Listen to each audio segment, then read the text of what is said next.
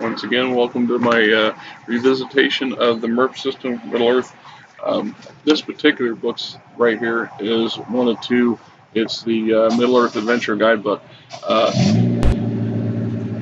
I think it's a misname. It's not named well, although I'm not sure. I'm sure that if I thought about it, I could come up with a better name for it. But I guess it's not. It's not what you think it is. It's not full of adventures and venturing ideas.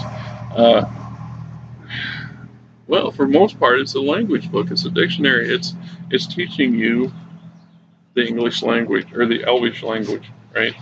That's what it focuses on. Got guidelines, introduction, and Elvish dictionary. Notes on punctuation, notes on Elvish grammar, translation from the Eldarian tongue, and translations to Quenya and Sindra, and a glossy of terms. Basically, what somebody did, and a number of somebodies, they went through all the game books, took all and out of the Lord of the Rings, out of the books, and took all the terms and the names, the place names, uh, the language, which, Tolkien was a linguist, and he spent an awful lot of his time working, actually creating functional languages, the Elvish and Dwarvish and Orcish, the language of Mordor, the Black speech. All of them are legitimate stuff he actually created with all the syntax and pronouns and what have you to go with it. Oof, really? Gosh, geez, Tolkien, I know you're a professor and all, but I am, right? It's like those people in Star Trek come up with the Klingon dictionary. Thank you. I mean, I tried to learn Klingon once, yeah, back when I had the mullet and stuff, right? Okay. Didn't turn out so well. But it's like Elvis.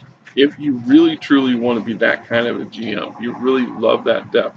You could have conversations with your players in Elvish. It's here. You can learn it, or you can at least translate enough to create the phrase or the statement or the words you need and you want to speckle your characters with. Same goes with player characters. Although I have to argue this is truly a GM tool book, and not so much for the players, but you can make use of it. Translation from one word to the other, and they're all in here. Uh, hmm, I'm not even going to try to pronounce these things. Has a little bit of artwork, not so hot, no. So it's a little vague, but still functional. A lot of color. Glossary of terms. Now, that can also be helpful, but in most of the game modules, most of the game source books and stuff, when it uses a term that Tolkien created or a place name that Tolkien created, they give you the little blurb there. It tells you how to pronounce it and what it means, right? What the heck does that mean? Otherwise, what point is having it in there if you can't read it? Aegolos, the snow point. The sphere of Gilligad, as a word formation, is the same as preceding. Read Lord of the Rings 319, Silmarillion 294, and Unfinished Tales 148. See, it tells you where I found it, where the reference was, and exactly what it is. So you need that kind of stuff. I don't know. That is some really, truly detailed GMing on that part. My hat's off to guys that do that, and I've run into a few that really, really go to the extra step with this, and I got no problem with that. I made my stab at that once or twice and realized that it's not my thing, and it doesn't make it a person any less of a good GM because you can't fling a bunch of proper verbiage around that goes with the particular whatever. But once again, we're talking about semis up on the road here. The different values of MERP compared to most of your other role-playing games. Because J.R.R. Tolkien was a linguist, he went out of his way to create a interconnected language that is about as complete as one could ask for. The flavor of the game world is speckled with that and on purpose. So when a town is named a town because of what it's named, there's a backstory behind the name of the town, even if you don't have it. It's potentially in this person's name, a weapon's name. It doesn't matter.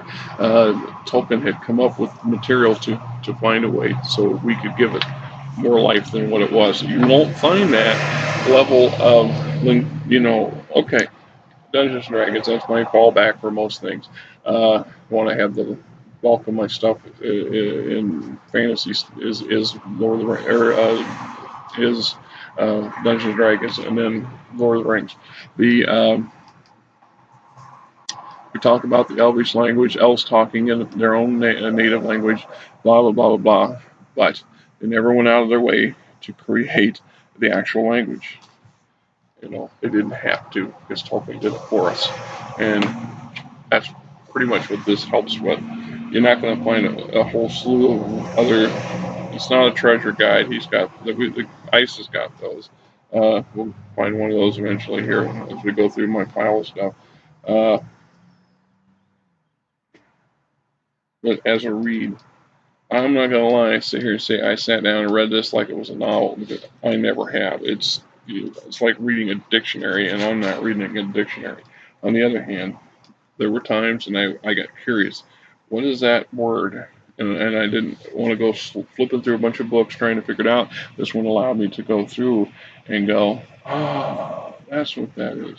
So, we use one that everybody should be familiar with, the Schreier. Uh, it says the Schreier, or Zuza, located in southeastern Arthedain along the old border with Cardolan.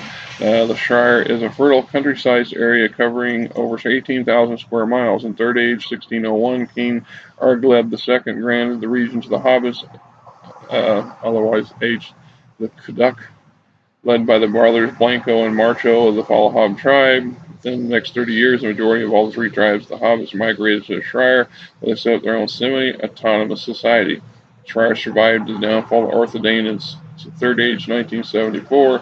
Note that the adjacent Hobbit settlement of Buckland was actually in northwestern Cardolan and was not officially integrated into the Shire until early in the Fourth Age. Okay. So that's just one of the more extensive ones in here, but they're all in there. And of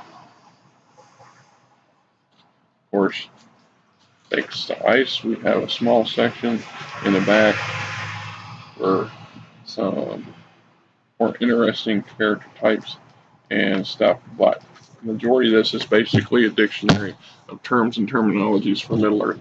If you're a huge Middle Earth fan and you don't want to play the game, get your hands on one of these. This little doozy, because it'll give you so much more depth to understanding the book you're reading and the stuff that's in it.